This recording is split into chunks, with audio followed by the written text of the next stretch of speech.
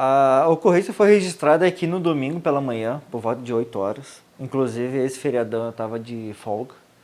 Então, inicialmente, o policial de sobreaviso fez a ocorrência policial, comunicou ao delegado que estava de sobreaviso, também fez um comunicado ao nosso serviço de inteligência na Delegacia Regional de Santa Maria.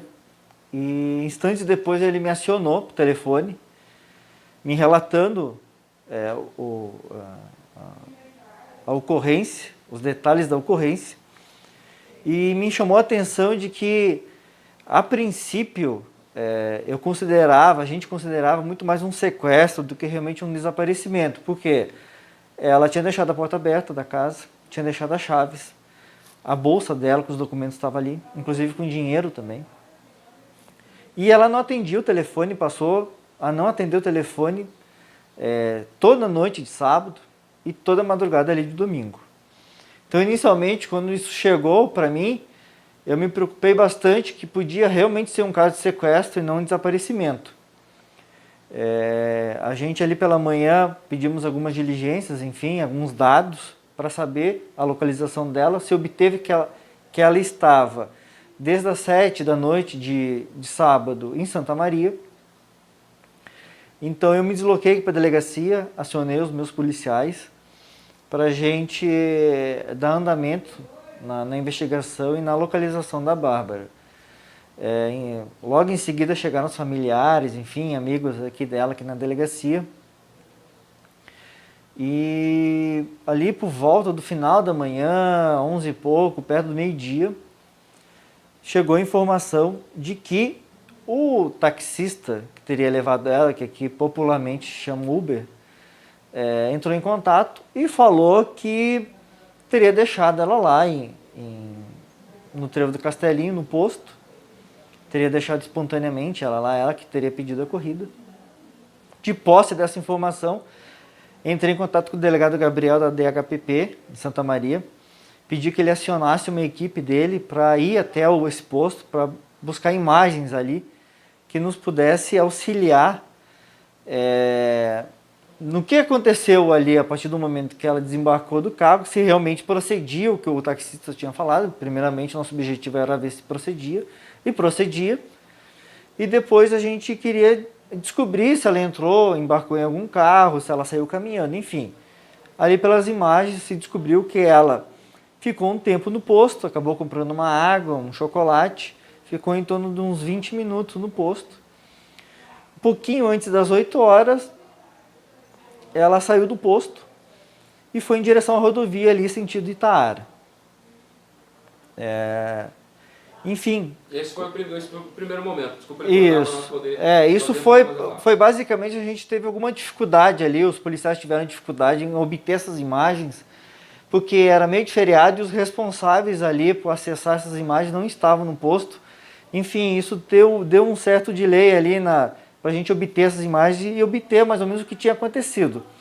De qualquer maneira, até ali, o início da noite, meio da noite, a gente tinha conseguido ali mais um vídeo, acredito do CIOSP lá de Santa Maria, mas esse vídeo não revelava ainda para onde ela tinha ido, o que ela estava fazendo, enfim, a gente não estava entendendo o que estava acontecendo. E ali por volta de 9 da noite, domingo, mediante uma amiga da Bárbara, entrou em contato com o delegado Sandro, lá em Santa Maria, e repassou umas mensagens que ela teria trocado com a Bárbara no final do mês passado, em que a Bárbara disse que estava triste, que estava fazendo tudo no automático, que não estava querendo trabalhar, inclusive dizendo que estava pensando em tirar a própria vida, usou até um termo de se eutanasiar, e disse também que teria um jeito simples e fácil de fazer isso. A gente entendeu como um jeito simples e fácil, porque ela ser dentista, ela deve ter um conhecimento de farmacologia, né, de dosagem de medicamento, de remédio, enfim, a gente acredita que ela tem esse conhecimento e sabia o que poderia realmente, talvez com uma dosagem pouca, causar, enfim, a morte, enfim. Delegado, o senhor me permitir, por gentileza, eu fiquei muito atento ao detalhe da construção do cenário. Para quem visualiza as imagens, a gente parece que tem um passo a passo ali. O fato dela ter deixado as chaves caída, essa bolsa maior dela, depois ela apareceu com uma bolsa menor, porque mulheres têm várias bolsas, 2, 3, 4, tem até muito mais que isso. Né? Isso é irrelevante no caso. Mas ela parece ter arquitetado todo aquele movimento até o desfecho que a gente tem conhecimento. A gente acredita que sim, que ela tenha planejado isso com uma certa antecedência, porque no dia 24 de setembro, se eu não me engano, ela entrou em contato com um taxista aqui na cidade e acabou tirando umas dúvidas, tipo, qual é o valor para ir até o Trevo do Castelinho, que seria só uma viagem de ida, que só seria ela. Isso lá, 24 de setembro. No dia anterior que ela foi para Santa Maria, ela novamente entrou em contato com esse taxista na sexta-feira, por volta de 4 da tarde, e desejou fazer essa corrida. Só que ele disse que não poderia porque ele estava ocupado. Então, a princípio, ela já na sexta-feira já tinha intenção real de fazer isso. E a questão do nome, aliás, no sábado, como ela não conseguiu ir na sexta, no sábado pela manhã ela entrou em contato com um outro taxista, acabou dando um nome falso para esse taxista. E aí, na hora que ele foi colocar no WhatsApp, foi registrar ali, foi ver, o nome dava na Bárbara. Então, como os nomes estavam diferentes, ele ficou desconfiado da situação. Enfim, poderia ser alguma tentativa de crime, algum golpe, alguma coisa assim. E ele acabou não fazendo mais contato com ela para fazer a ocorrida. E no final ali do dia, ali, por volta de 5 e pouco da tarde, ela entrou em contato pelo WhatsApp com esse taxista que acabou levando ela até a cidade de Santa Maria. Essa foi a última conversa dela, delegado? Ou a investigação busca mais detalhes, se ela se comunicou com alguém nesse período, que esse lapso temporal entre a chegada a Santa Maria e o óbito de fato? A gente acredita que ela não conversou com mais ninguém a partir do momento que ela embarcou no táxi. O último horário que ela visualizou o WhatsApp foi 7h40 da noite. Ela não entrou no Facebook, ela não entrou no Instagram, ela não ligou para alguém, ela não recebeu ligação. A única coisa que ela fez quando chegou no posto foi enviar um SMS e receber um SMS de uma empresa de São Paulo, que até na noite de domingo assim nos chamou a atenção aquilo lá, entendeu? Porque a gente até aquele momento a gente não trabalhava com hipótese de suicídio. A gente acreditava que ela estaria fugindo, enfim, que pudesse ter alguma outra motivação para ela estar fazendo isso. Então nos chamou a atenção, mas a gente acabou fazendo uma pesquisa ali para ver, era uma empresa de São Paulo, a gente meio acabou deixando de lado, porque enfim, o nosso foco era encontrar ela. Como a gente percebeu ali naquele momento, ali pela nossa experiência, e enfim, de anos de atividade policial, que provavelmente não tinha relação, a gente pesquisamos ali, em empresa de São Paulo, não tem relação, vamos deixar de lado. Caso se evolua para alguma outra coisa, a gente volta. Até em relação a isso, passaram uns dias, como a gente não estava encontrando ela, e tinha informações muito conflitantes, uma hora tudo levava para a questão do suicídio. Na outra hora levava para uma questão que ela está fugindo, que ela quer ficar isolada, enfim. A gente voltou a dar atenção para essas mensagens, enfim, mas foi aí que acabou sendo localizado o corpo dela na quarta-feira pela tarde. Mas voltando no domingo ali, quando apareceram essas informações dessas mensagens trocadas, a hipótese de suicídio ela ganhou muita força. Tanto é que a gente se deslocou até o consultório dela, até a casa dela, para ver se, enfim, geralmente uma pessoa que pensa em se matar e vai se matar, ela deixa alguma carta, algum bilhete, para confortar a família depois, né? Enfim. E a gente diligenciamos até o local lá e não encontramos nada do tipo. O que gerava, enfim, mais questionamento, afinal, pode ter sido, não pode ter sido. E aí foi acionado, como era um local ali onde ela estava, em que pese ela teria que fazer alguma caminhada para chegar até ali a Garganta do Diabo, conhecida ali em Santa Maria, Vale do Menino Deus ali, que geralmente as pessoas se atiram, enfim, infelizmente, para tirar a própria vida. Eu entrei em contato com o Corpo de Bombeiros, na pessoa do Sargento Brum, lá em Santa Maria, para efetuarem buscas ali naquela região para ver se pudesse, se ela havia, enfim, tivesse tirado a própria vida ali naquele local. Então, na manhã de segunda-feira, foi a equipe de Tupã, foi a DHD, foi a DEAN, mais a PRF auxiliando ali os trabalhos, e o Corpo de Bombeiros com cães, enfim, com equipes ali para fazer as buscas. Ela não foi encontrada naquele local. Depois, durante a segunda-feira, a gente acabou descobrindo que ela passou ali pelo artesanato, tem uma imagem ali, que a gente não podia precisar que era ela. Por quê? Porque está do outro lado da rodovia, é à noite, a imagem não é boa, e isso acabou pegando ela, e agora a gente tem a certeza que era ela, porque bem na hora passou um veículo e iluminou ela. Mas até então a gente não tinha certeza, mas enfim, a gente desconfiava pelo horário, enfim, muito difícil naquele horário, enfim, era 8 da noite, uma pessoa ali tá caminhando na rodovia. E ela não passava do posto da polícia rodoviária. Então a gente acreditou que ela estava entre aqueles dois pontos, entre o artesanato e entre o posto. Então, e aí surgiu uma outra informação na noite de segunda-feira de um possível local que ela poderia estar, que era antes do posto da polícia rodoviária, mas não era do lado e que ela foi encontrada, mas do outro lado. Enfim, novamente acionei o Corpo de Bombeiros, muito solícitos, enfim, incansáveis. Já agradeço de antemão a dedicação, o trabalho deles foi fundamental para a gente localizar ela. E na terça-feira, novamente, a gente marcou essas buscas. Eu acompanhei essas buscas. Tivemos apoio ali da DEAN, DHD, PRF, Bombeiros, nossa equipe também. E fomos fazendo uma varredura lá do Trevo do Castelinho e fomos subindo. Inclusive, até quando a gente chegou ali numa ruazinha, que a princípio ela tentou descer para uma ruazinha do lado da rodovia e voltou. Ali embaixo teve um senhor que falou: olha, eu vi uma mulher aqui domingo tentando entrar numa casa abandonada. A gente foi lá, entramos na casa, a princípio não encontramos nada ali, enfim, acabamos descartando. Mas enfim, as informações chegavam, a gente procurava sempre checar e verificar se procediam ou não. Fomos varrendo ali e fomos procurando o quê? Vestígios de entrada na mata, se a gente encontrava alguma pegada, alguma coisa parecida.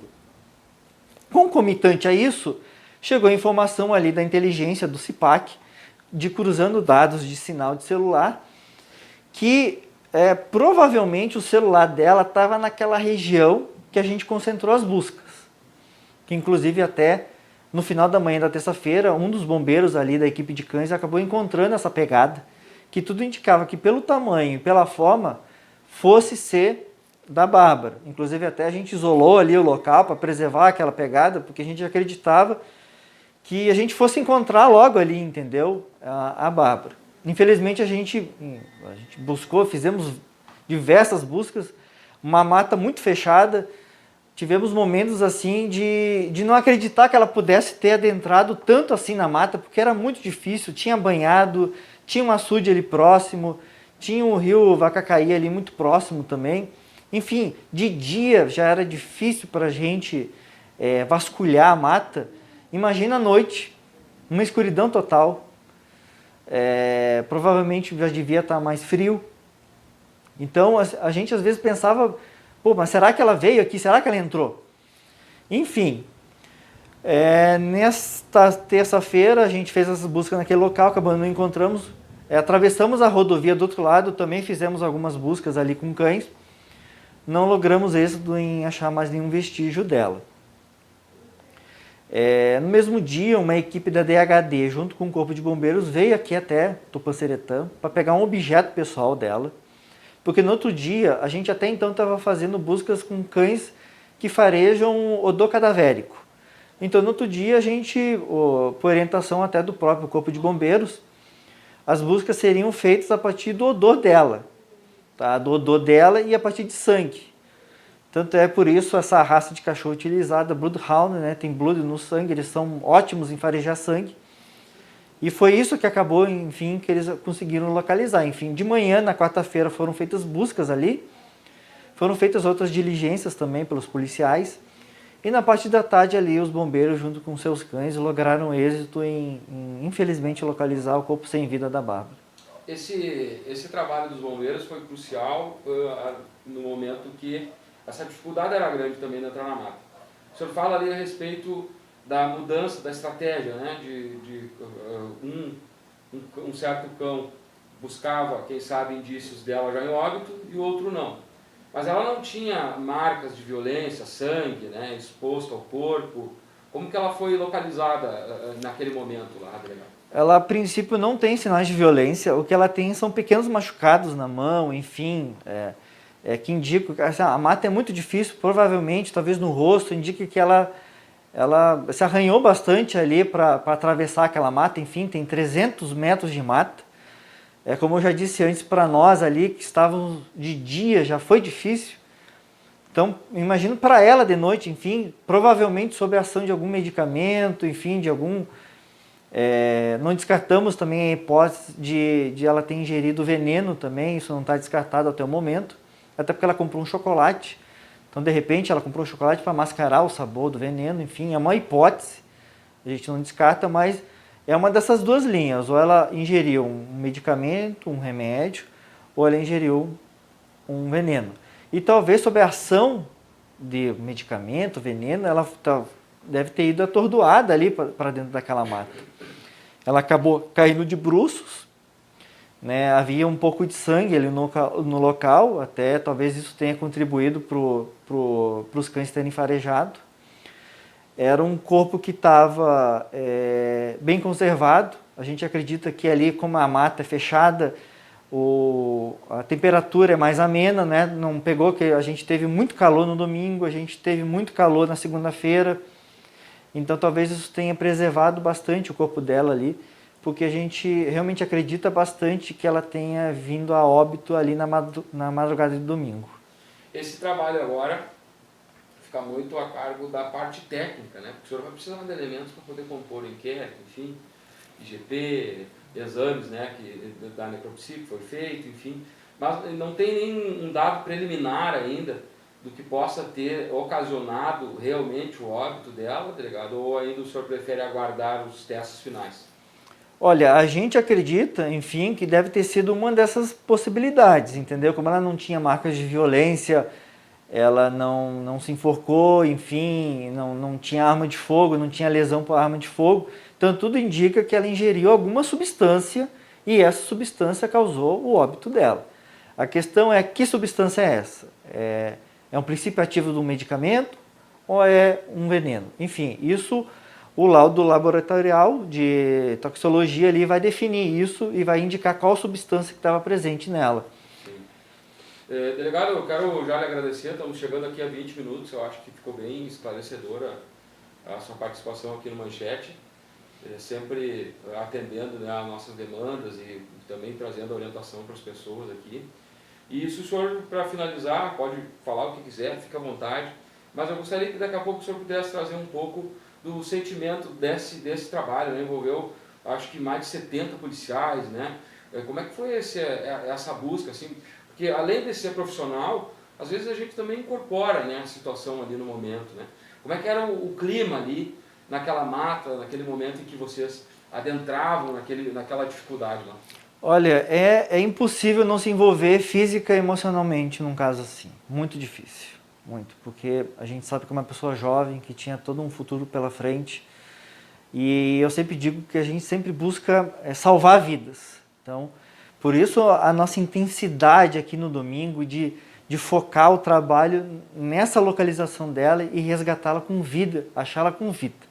Infelizmente a gente não obteve sucesso nisso, mas não foi por falta de empenho, não foi por falta de trabalho, não foi por falta de dedicação de todos os policiais envolvidos, especialmente os policiais aqui lotados na delegacia, que desde aqui da manhã de domingo estavam trabalhando nesse caso, no domingo, na segunda-feira, na terça-feira, na quarta-feira.